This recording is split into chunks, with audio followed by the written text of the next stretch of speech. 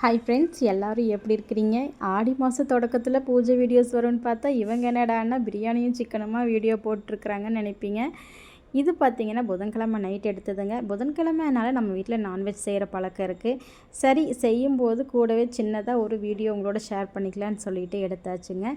நம்ம இந்த ஆடி மாதம் பிரம்ம முகூர்த்தம்லாம் ஸ்டார்ட் பண்ணலான்னு சொல்லியிருந்தோம். கண்டிப்பாங்க, எதையும் மிஸ் பண்ண வேணாம். இந்த வாரம் வர ஃபஸ்ட்டு வெள்ளி எனக்கு மிஸ் ஆகுது. கொஞ்சம் வருத்தமாக இருந்தாலும் பரவாயில்ல. இயற்கையான காரணங்களுக்கெல்லாம் ஒன்றும் பண்ண முடியாதுன்னு விட்டாச்சு.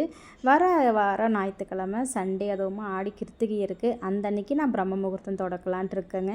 இப்போ பண்ணிகிட்ருக்கிற ஃப்ரெண்ட்ஸ் எல்லோரும் ரொம்ப சந்தோஷமாக என்ஜாய் பண்ணி பண்ணுங்கள். எதையுமே மிஸ் பண்ணிடாதீங்க. மோஸ்ட்லி ஆடி மாதம் அம்மன் தெய்வங்கள் தானே அப்படிம்பாங்க.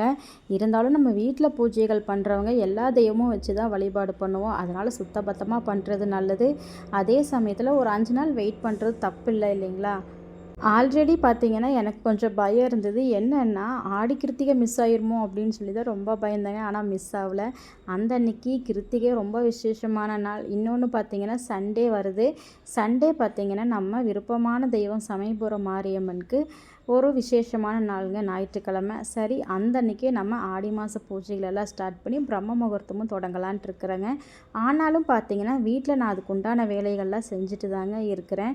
உங்களுக்கும் வீடியோஸ் எல்லாம் இன்னும் கொஞ்சம் புதுவிதமாக கொடுக்கணும் அப்படின்னு சொல்லி அதுக்குண்டான வேலைகள்லாம் பார்த்துட்டு தான் இருக்கிறேன். அப்படியே கொஞ்சம் ரெஸ்ட் எடுத்துக்கலாம் அப்படின்னு சொல்லிட்டு. இந்த சிக்கன் பார்த்திங்கன்னா நல்ல ஃப்ளேவராக இருக்குங்க. நல்ல கருவேப்பிலை, கொத்தமல்லி, புதினா, பச்சை மிளகா ஃப்ளேவரோட ஒரு பெப்பர் சிக்கனுங்க. இது பார்த்திங்கன்னா ரொம்ப கிரேவியாகவும் இல்லாமல் ஒரு ட்ரை ரோஸ்ட்டாகவும் இல்லாமல் மிடிலாக இருக்கும். நல்லா சப்பாத்தி, சாதம், பிரியாணி எல்லாத்தோடையும் நல்லா மேட்ச் ஆகுங்க. எங்கள் வீட்டில் எப்போவுமே பிரியாணி செஞ்சால் இந்த கிரேவி என் பொண்ணுக்கு ஃபேவரெட்னு செய்வேன். சண்டே நானும் உங்களோட ஜாயின் பண்ணிக்கிறேன். பாய்.